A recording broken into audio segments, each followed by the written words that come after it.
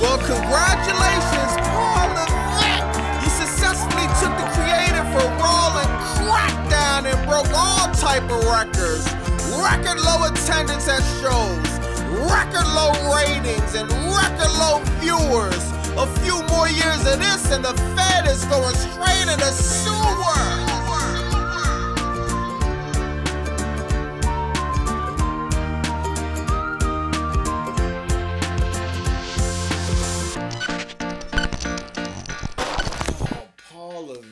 Did you see the new ratings for Raw and Crackdown recently? They just keep getting lower and lower and lower. You actually think the final boss is about to make a return because the viewership for both shows is hitting rock bottom. And this is bad. Reports came out that Raw on Netflix has hit 2.6 million viewers. This is a show with Roman Reigns on it consistently every week, and they're still struggling to hit 3 million viewers globally.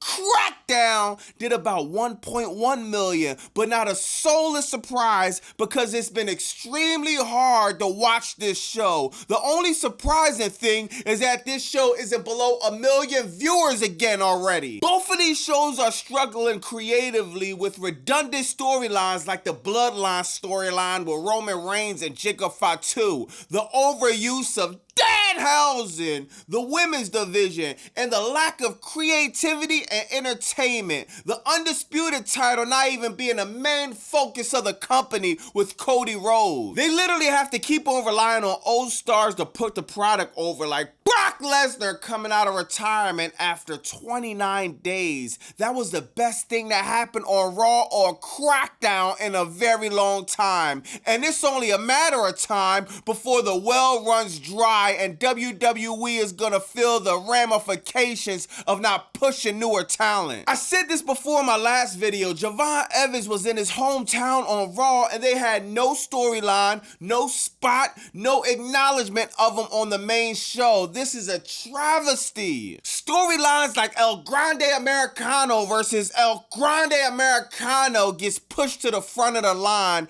and it's draining people watching this every week. Man, it seems like every week we're talking about how the ratings are getting lower. At what point this company is gonna wake up and realize that something needs to change? At what point this company is gonna realize that this isn't track and field and there's no need to be rushing to run this company into the ground? This is sad, man. Dog, the ticket prices are at an all-time high. The ticket prices are expensive, but the viewership for both of these shows is in a free fall! Speaking of free falls and El Grande Americano, details just released that Ludwig Kaiser just got in an altercation with a guy in the elevator. It all started when Kaiser entered the elevator with a woman acting quote-unquote uncontrollably intimate, aka ready to clap some cheeks. Then when the guy got off the elevator, he told Kaiser, please have some manners. Kaiser got mad, allegedly snuffed him. Police say surveillance footage was reviewed and Ludwig eventually turned himself in and posted $1,000 bond. I feel bad for Kaiser, man. All of the work he put into the El Grande Americano gimmick just got flushed down the toilet, and his career with the WWE is uncertain. Unfortunately, TKO is finding any reason to cut talent salaries by 50% or just release them altogether. So things are looking bad for Ludwig right now, but I'll keep y'all updated as new information drops. Let me know in the comments what y'all think and how this is gonna turn out for him. This is one of the biggest reasons why WWE is struggling right now, and it's not even fair to compare this company to AEW in 2026. Cody Rhodes and Roman Reigns, the top two stars on both of these shows, they only have one title defense since winning their titles. That's not even the bad part though. The bad part is both of these storylines suck. And this is supposed to be the best WWE has to offer, right? Meanwhile, Darby Allin has 7 title defenses, including his match from Dynamite yesterday. All of the matches were bangers. On top of that, the storyline of him burning himself out, going to the match with MJF at Double or Nothing is fire. The story of Darby Allin not having it all upstairs and giving title shots to any and everybody on the roster and being the same sick, psychotic character that can't do nothing but burn himself out before one of the biggest matches of the year is compelling. Now, I said this a million times and I'll say it again. I hated how Darby Allin won the AEW championship in a squash match. I feel like if MJF was gonna lose the title, it should have been a hard-fought brawl. With that being said, this title reign has been one of the best title reigns I've witnessed in recent years. Now, Darby Allin will be dropping the belt Sunday to MJF. The Triple B is coming back! And man, I can't wait to see it, dog. But much respect to Darby Allin. He definitely impressed me. He definitely proved to me and a lot of other people he's one of the top stars in AEW. No questions asked. One of the best title reigns I've seen, like I said, in recent memory. Sometimes watching him, I feel like I'm watching the NBA playoffs. Oh, why you say that, Bobby Matsu? Think about it. When it comes to the defenses, I don't know if I'm watching Darby Allin or Victor Wembanyama. Oh, why you say that, Bobby Monsoon, exclusively on BobbyMonsoon.com. Y'all asked for it and it's here. The Why You Say That t-shirt. I want to thank everybody that's copping the merch, that's liking, commenting, subscribing, hyping, everybody in my lives multiple times in the week, all the people in the chat. I want to thank everybody, man. Y'all really helped the channel grow. Thank you from the bottom of my heart. BobbyMonsoon.com. And Why You Say That shirt now. Back to the content. Dynamite started off with Chris Jericho and the Young Bucks versus Ricochet, Mark Davis, and oh yeah, Andrade out of the Don Callis family! In a fire 6-man tag to start off Dynamite, man. The chemistry that the Young Bucks and Chris Jericho had was incredible, man. This was a fun match, man. Getting ready for the big Stadium Stampede match at Double or Nothing this Sunday.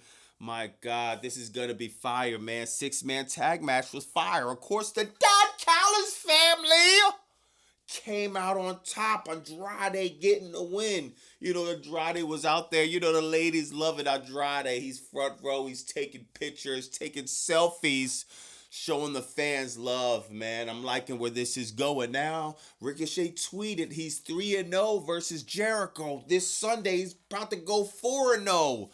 This is going to be a fun match, Stadium Stampede. If you ask me, I hope Tony Khan starts the pay-per-view with this match. Let's start it off crazy, man. Let's start it off on a high note, man. Now, people keep asking me, oh, Bobby Monsoon, who you think going to win the Stadium Stampede match? Come on, man. The Don Callis family, the Demand coming together. We haven't seen this since Steph Curry and Kevin Durant came together, dog. It's going to be too much, man. I know the Bucks, the Elite, Kenny Omega, I know they're going to do their thing. They're going to cook, but sometimes, man, it's just a little bit too much, and this is going to be the case at the Stadium Stampede. Next, you got the match of the night. Oh, my God. Anything goes. Mark Briscoe, Tommaso Ciampa, the Psycho Killer. Oh, my God. This match was fire, man. Dog, I just said this on my last video. WWE is so predictable, yo. Anytime they have a street fight, compare this to JD McDonough and Finn Balor street fight. It's like night and day, bro. It's the same thing with WWE. Steel chair, steel steps, commentator table, barricade, Slim Jim table, and a kendo stick. Mark Briscoe, Tommaso Ciampa, you got staples. They're stapling each other head with paper stacks.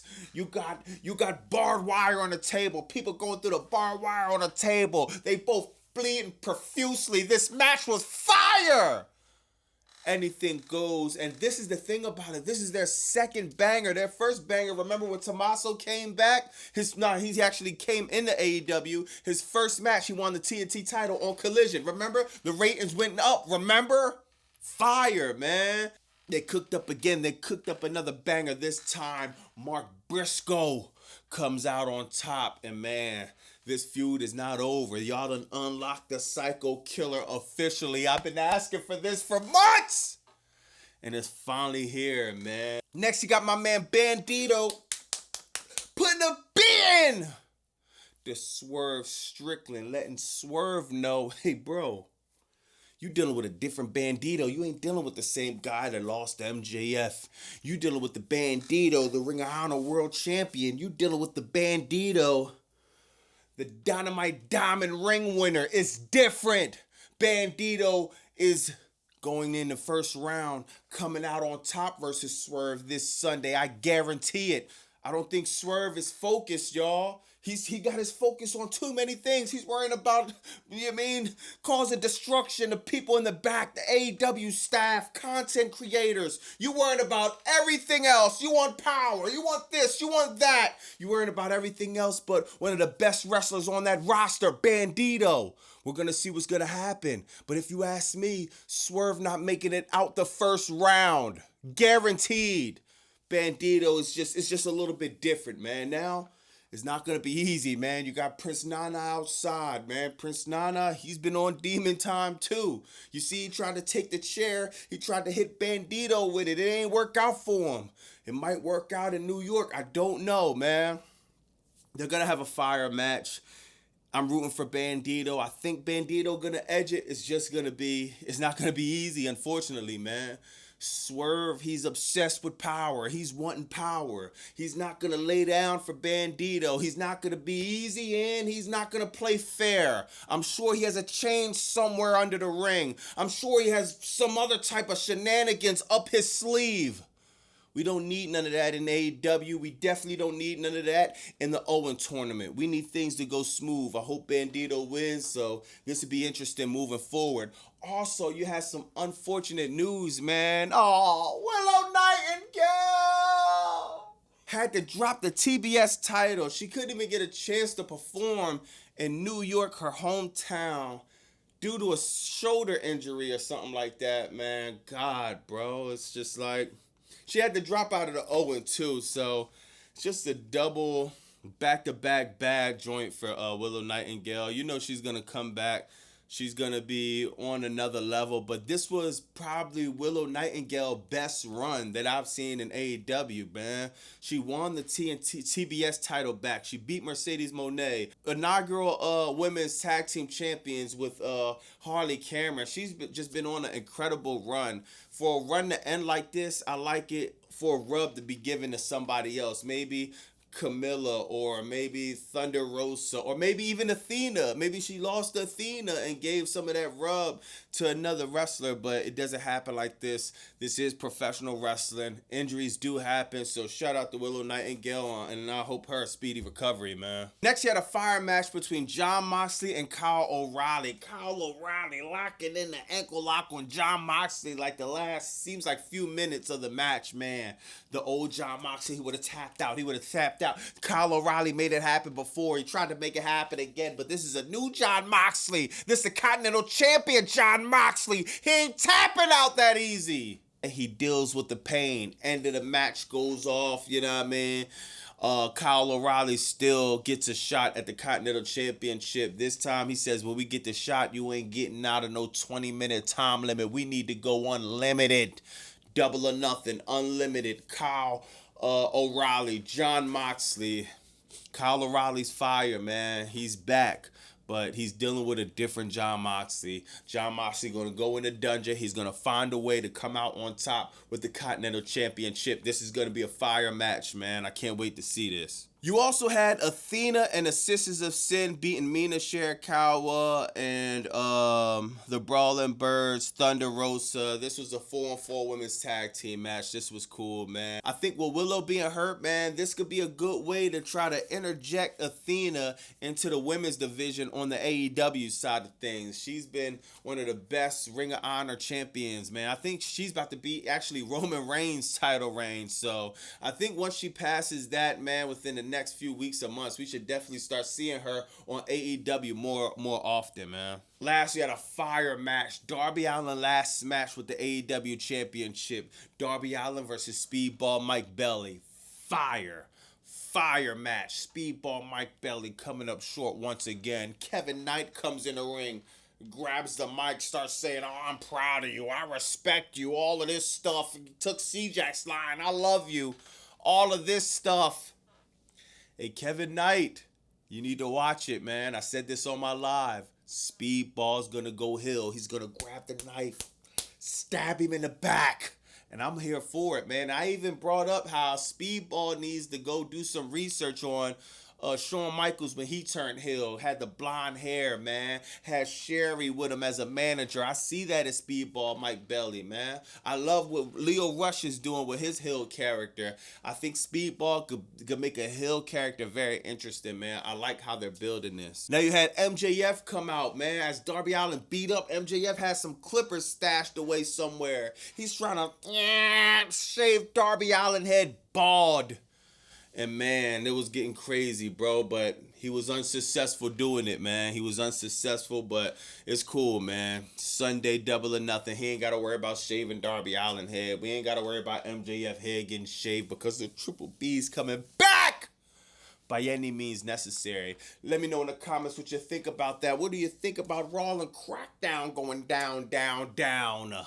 What do you think about the Ludwig Kaiser situation, man? Hopefully everything worked out for him. I hate to see. Y'all know I love Ludwig Kaiser. I hate to see him in this position. Hopefully WWE don't do him dirty. $1,000 bell battery. It's probably not even a bad situation, but I don't even know. So hopefully by the time this video come out, more news be presented. Friday, we got Crackdown. Then we got Saturday Night's lame event. Back-to-back trash. Let's hope it's not. I hope to make it. I hope I can survive until Sunday for Double or Nothing. At least we got something to look forward to, right? Let me know in the comments what you think about that. It's Bobby Monsoon 215. Like, comment, subscribe. Wow!